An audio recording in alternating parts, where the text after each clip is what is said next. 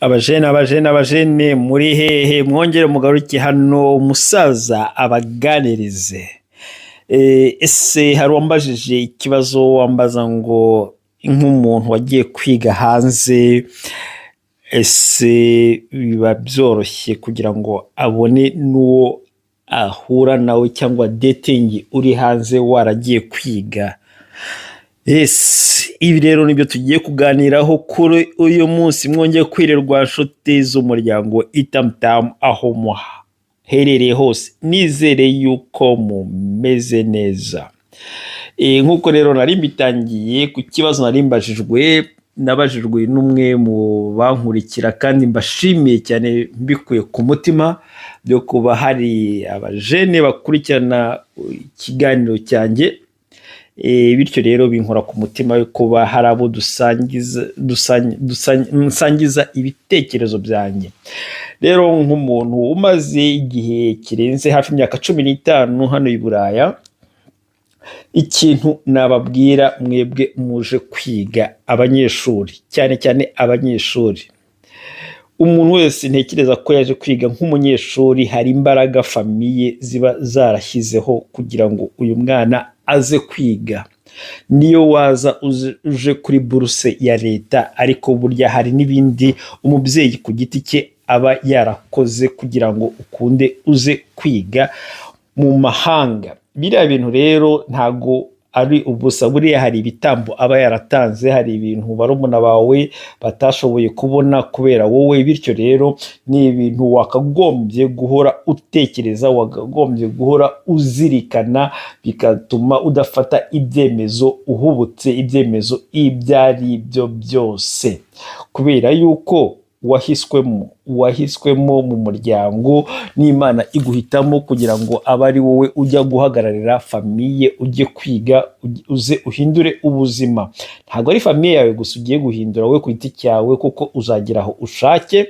Ni famiye y'abariya bagufashije, ni na kariya karere uvutsemo, ndetse n'igihugu, ndetse n'umugabane wa Afurika, ndetse isi yose uzaba utuyemo. Rero se bigenda bite i Buraya? Ikintu ushaka kubwira cyo ni kimwe: i Buraya nta soko rihari. Ni ukuvuga ngo niba uri igitsina gore, kugira ngo uzabone i Buraya umugabo, nkubwije ukuri yuko ibagirwa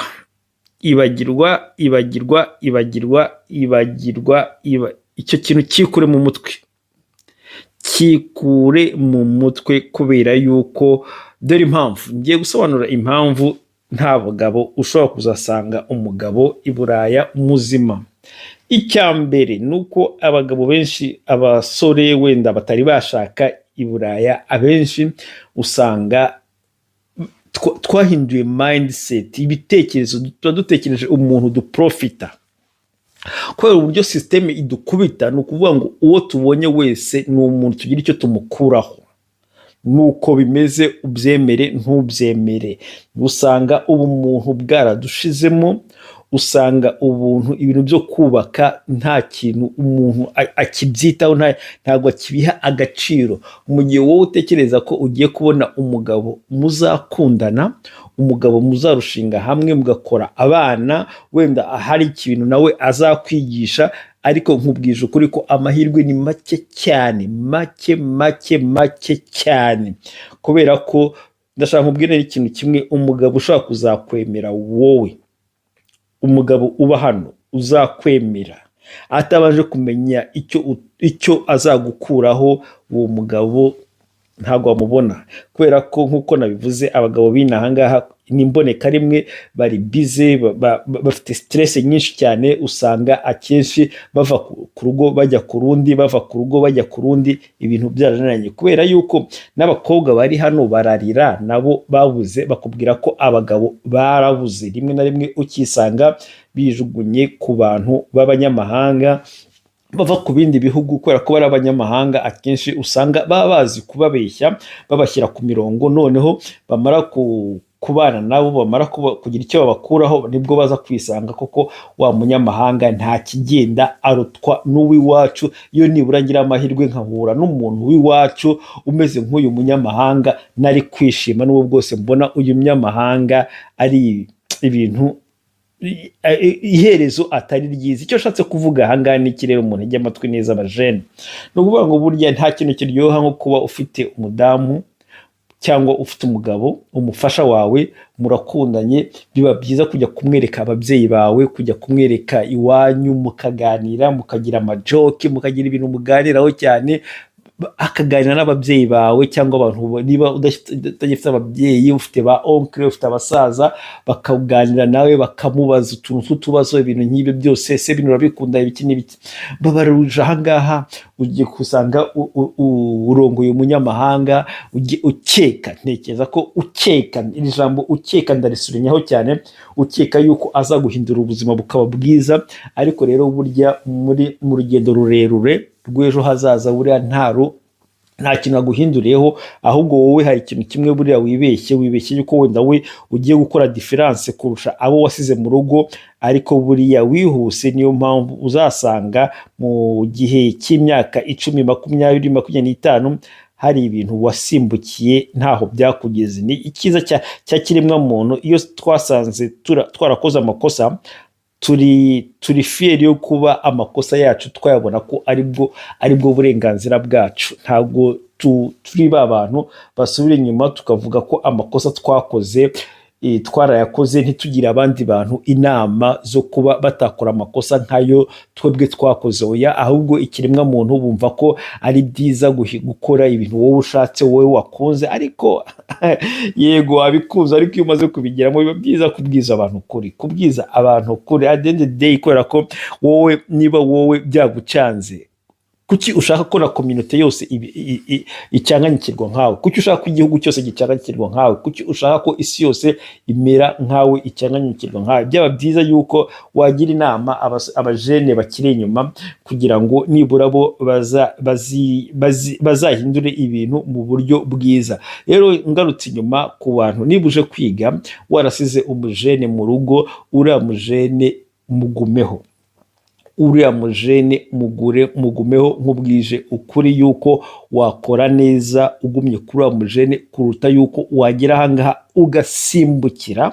ugasimbukira uwo ari we wese uhuye nawe, ugira ngo uyu nguyu yakora byiza kurusha uriya mujene mwakuranye kuva mu bwana bwanyu, mwakoranye byinshi, wenda yagufashije mu ishuri, yakugiraga inama, ibintu nk'ibi byose, cya cyubahiro yakugize kuba atarakwangije. Uyu munsi wenda wari kuba utwite, ufite inda, cyangwa wari kuba urimo kwiga, usize umwana wasize mu karitsiye, ibintu nk'ibyo byose, ariko uriya mujene cyangwa uriya mwana w'umukobwa yarakubashye, arakubwira ngo reka twihangane tubaze turangize bino bintu by'urugendo tumaze kwiga, dushake akazi, noneho ibindi tuzabikora nyuma, uri uwanjye nanjye ndi uwawe, kuki twihuta? Niba umuntu akubwira iryo jambo, please guma kuri iryo sezerano, kubera ko niho hantu honyine hazima, niho hantu honyine hafite ejo hazaza, aho kugira ngo uhure ahangaha uze wicara ahangaha kubera ko wenda wahakunze, ubona hari ibintu wakwita opportunity, ushake kwigumira ahangaha. Yego wahaguma, hari uburyo bwinshi wahaguma. Iyo abantu benshi bazi n'ahangaha ari abanyeshuri bakahaguma kuko baba ari abahanga. Inaha i Buraya, iyo uri umuhanga i Buraya nabo baba bagukeneye, urahaguma ukaba wazana n'umugabo wawe na wa wundi wakunze, mwese mukaza kandi mukabaho ubuzima bwiza. Birahari pe, aho kugira ngo ugere ahangaha ucanganyikirwe, utangire gusimbukira mu banyamahanga, mu baki bose, uzicuze gusanga kwiga kwawe kose kwakubereye impfabusa. Ababyeyi usange wabashyize muri esheki, bifuza ko uzakura ukishima, ukamera neza, ukagira ubuzima bwiza bubaruta. Kandi burya mbabwira ikintu kimwe bajene, ababyeyi iteka ryose baba bifuza ko mwebwe mwaba the best kubarushabo, no kubarushabo ababyeyi baba bifuza ko mwebwe muruta ababyeyi banyu. Nicyo kintu burya bamenya, nibwo bose badashaka kukibabwira, ariko ngiye nkubwije ukuri, nkanjye nk'umubyeyi nifuza ko umwana wanjye yagera kure hashoboka. Rimwe na rimwe nkaba mwifuza yuko yazajya angira inama, angayidinga, ambwira muze dore ukuntu ibintu bimeze, ntago uracyari muri old fashion, this is a new fashion, dore nuko ibintu bikorwa, dore isi igeze ahangaha.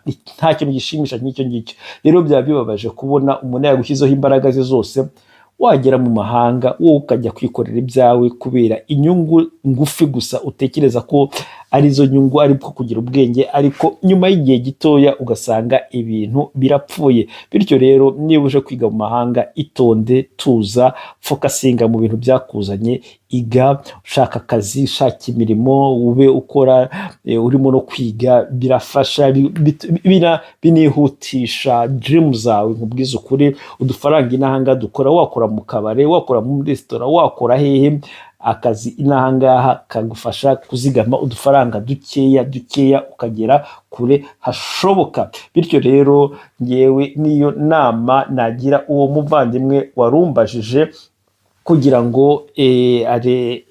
ngo akanguke arebe ko isi irimo kugenda izunguruka. Isi burya ni umudugudu. Isi wayimenyera kuri aya mavideo tuba tuganiriza abantu, ku biganiro wumva abantu baba baganira, ukajya mu biganiro mpaka, ukajya ukumva ibiganiro byinshi cyane, nibyo byiza, nibwo umenya uko isi umuvuduko wayo, ubundi nawe ugashyiraho ubwenge bwawe kugira ngo urebe icyemezo wafata. Kandi biba byiza kuganiriza abantu babaye hariya, abantu bafite experience, kugira ngo bakugire inama, kubera ko burya nkuko nabivuze ku zindi video, ushobora kuba ufite goals yo gutera imbere, ukagira na plan, ariko iyo udafite system nziza, byose bihinduka impfabusa. Bajene rero, reka ndangize bashimira mwese, mbifuriza umunsi mwiza n'imigisha y'Imana. God bless you, God bless you, all of you.